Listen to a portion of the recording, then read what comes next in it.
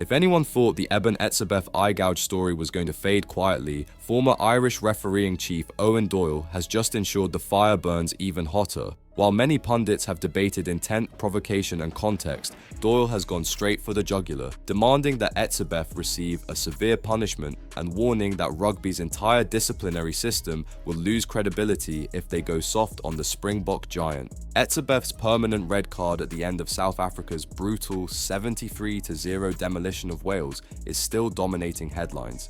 The footage showing his thumb pressing into Alex Mann's eye has been replayed worldwide, sparking outrage, counterclaims, and even conspiracy theories about whether Mann gouged him first. But Doyle doesn't want nuance, he wants punishment. Etzebeth, his thumb in the eye of Wales's Alex Mann is, unsurprisingly, the talk of the town. Whichever way you look at it, it was an egregious act impossible to mitigate, he wrote in his Irish Times column. That alone would have set off a firestorm. But he continued, pushing back hard against claims that Etzebeth may have been retaliating. There are now suggestions that Etzebeth himself was provoked, that he was the recipient of a prior gouge with some pretty inconclusive video footage doing the rounds.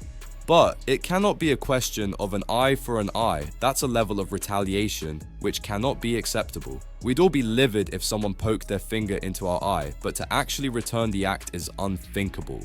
If provocation can be proved, then both gouges should be dealt with separately. Rugby cannot afford its judiciary to tread lightly on this one, there's too much to lose.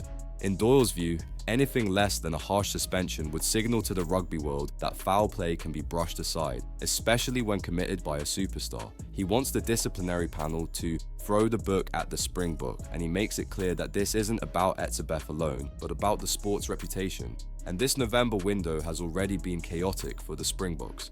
Etzebeth's red was the third dismissal involving a Bok lock this month. Lou de Jager was sent off against France, Franco Mostert against Italy. De Jager served a suspension. Mostert's was overturned when officials ruled primary contact was to the chest. Doyle believes it all paints an ugly picture of a sport drowning in stoppages, foul play, and TMO-driven controversy.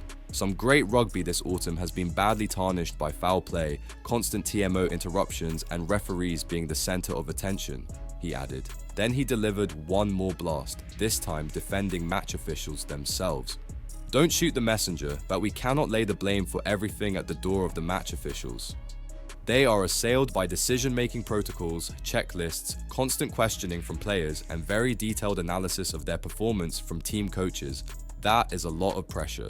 So now the question becomes, will the judicial panel cave to pressure and impose a heavy ban? Or will they rule that Etzebeth's case is less severe than the noise around it? Doyle has made his position clear. He wants the book, and maybe the bookshelf thrown at the Springboks enforcer. What do you think? Does Etzebeth deserve a long ban, or is this entire reaction totally overblown?